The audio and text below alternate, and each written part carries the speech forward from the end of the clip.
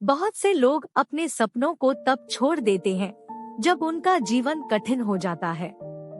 वे अपना उत्साह खो देते हैं, हर जगह ना उम्मीद दिखाई देती है, बस लगता है कि हार मान ले।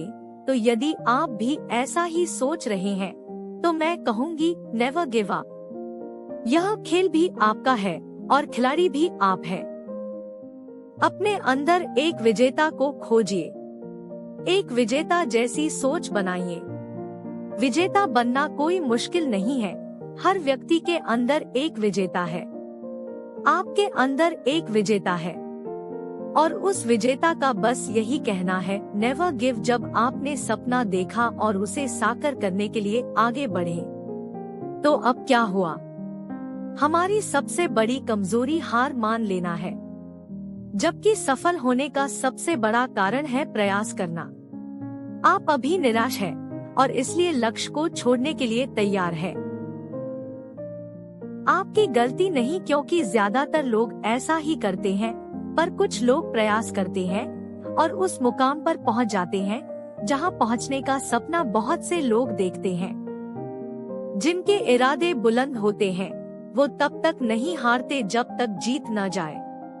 इसलिए असफलता को इग्नोर करो, लड़ते रहो, अपनी चाहत को महसूस करो, अपने लक्ष्य की दिशा में योजना बनाओ और काम करो।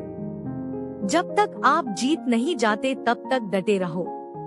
आइए इस बात को एक छोटी सी कहानी से समझते हैं। एक व्यापारी राजा के पास आया और बहुत ही खूबसूरत सा पत्थर उपहार में दिया। राजा इस पत्थर को देख बहुत खुश हुए। उन्होंने फैसला किया कि इस पत्थर से वो भगवान विष्णु की एक सुंदर सी मूर्ति बनवाएंगे। उन्होंने वो पत्थर अपने मंत्री को दिया और मूर्ति बनवाने का आदेश दिया। राजा के मंत्री राज्य के सर्वश्रेष्ठ मूर्तिकार के पास गए और उसे वो पत्थर दिखाया और कहा, महाराज, मंदिर में भगवान विष्णु की मूर्ति स्थापित करना चाहते हैं। 7 दिन के भीतर इस पत्थर से भगवान विष्णु की मूर्ति तैयार करो और इसे महल में भेज दो। इसके लिए तुमको 50 सोने के सिक्के दिए जाएंगे। मूर्तिकार एक मूर्ति बनाने के लिए 50 सोने के सिक्कों को सुनकर बेहद खुश हुआ। मूर्तिकार ने अपने औजार निकाले और जल्दी जल्दी मूर्ति बनाने का काम शुरू कर दिया। सबसे पहले उसने उस पत्थर को तोड़ने के लिए अपने औजारों से एक हथौड़ा निकाला और उस पत्थर पर मारा, लेकिन पत्थर ज्यों का त्यों रहा। उसने फिर से थोड़ा जोर से हथौड़ा मारा, लेकिन इस बार भी पत्थर नहीं टूटा। मूर्तिकार थोड़ा परेशान हो गया, लेकिन उसने हिम्मत नहीं हारी और बार बार हथौड़े को पत्थर पर मारता गया।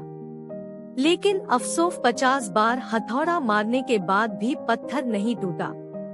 हार कर उसने मंत्री को बुलाया और उसे सारी बात बताई। यह सुनकर मंत्री भी परेशान हो गया।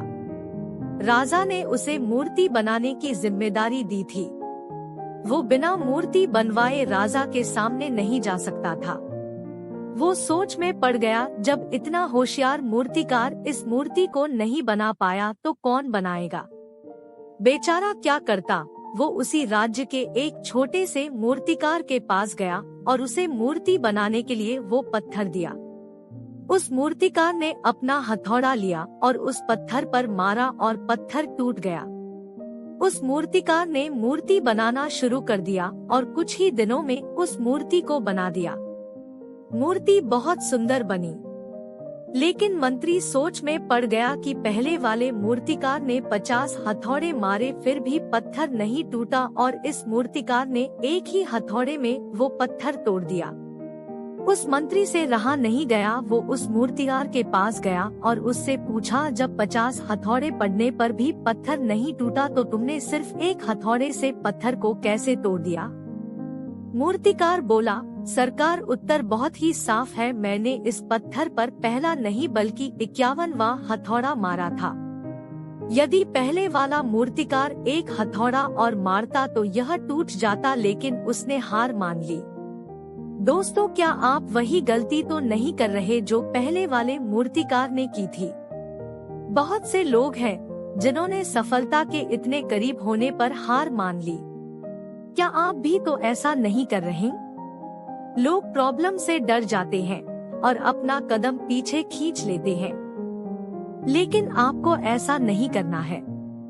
हार मानने का कोई फायदा नहीं, सिर्फ जीत पर फोकस करो और फिर से कोशिश करो, और हर बार ऐसा करो जब तक जीत न जाओ। तो अभी देर नहीं हुई है, बस शुरू हो जाओ। नेवर गिव अप, रणनीति बनाओ, असफलताओं से सीखो और तब तक प्रयास करते रहो जब तक सफल न हो जाओ, क्योंकि अगले विजेता आप हैं।